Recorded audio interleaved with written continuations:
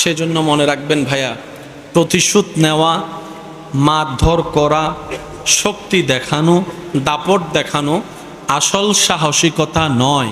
আসল সাহসিকতা কোথায় জানেন?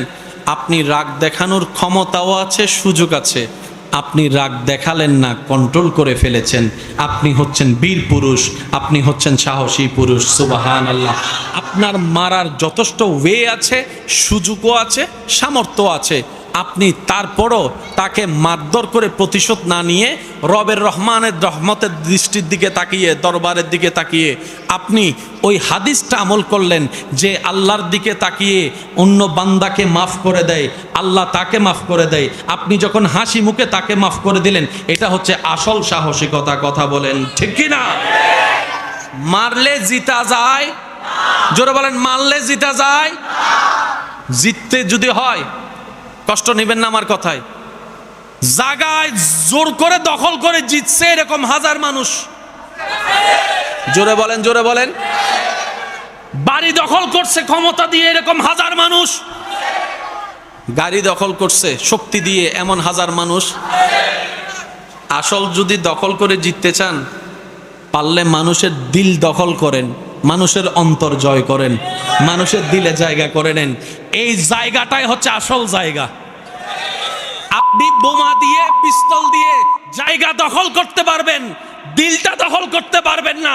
কিন্তু উসওয়াতুন হাসানা, নবীর চরিত্রকে সাথে যদি বন্ধুত্ব করতে পারেন, ওই জায়গার মালিকের দিলটাও আপনি দখল করে ফেলতে পারবেন। নবীর সুন্নাত দিয়ে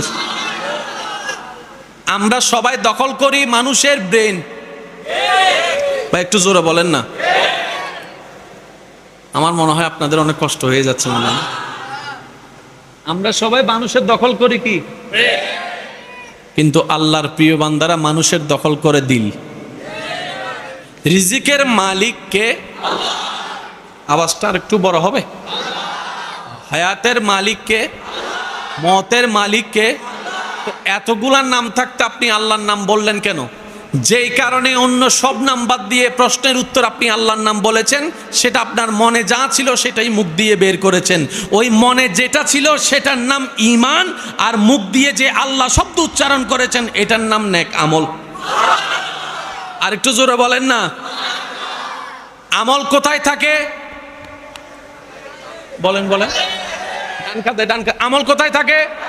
এটা আমার না সবার? আচ্ছা, ঈমান কোথায় থাকে? জোরে বলেন। তাহলে আমলের জায়গা, ঈমানের জায়গা। যুবক ভাই বোনেরা একটু শব্দটা নোট করবেন। আমলের জায়গা, কাঁধে কাঁধে। আমলের জায়গা, ঈমানের জায়গা। এই বুকটারে, এই অন্তরটারে, যেটাতে ঈমানের জায়গা, যেটা ঠিক হলে সব ঠিক হয়ে যায়, ইন্না ফিল জাসাদে মুদগাতুন, সব ঠিক হয়ে যায়, ওই জায়গাটা তো আপনি আমি অন্যের নামে রেজিস্ট্রি করে দিয়েছি। রবকে রাখতে পারি, নবীকে রাখতে পারি।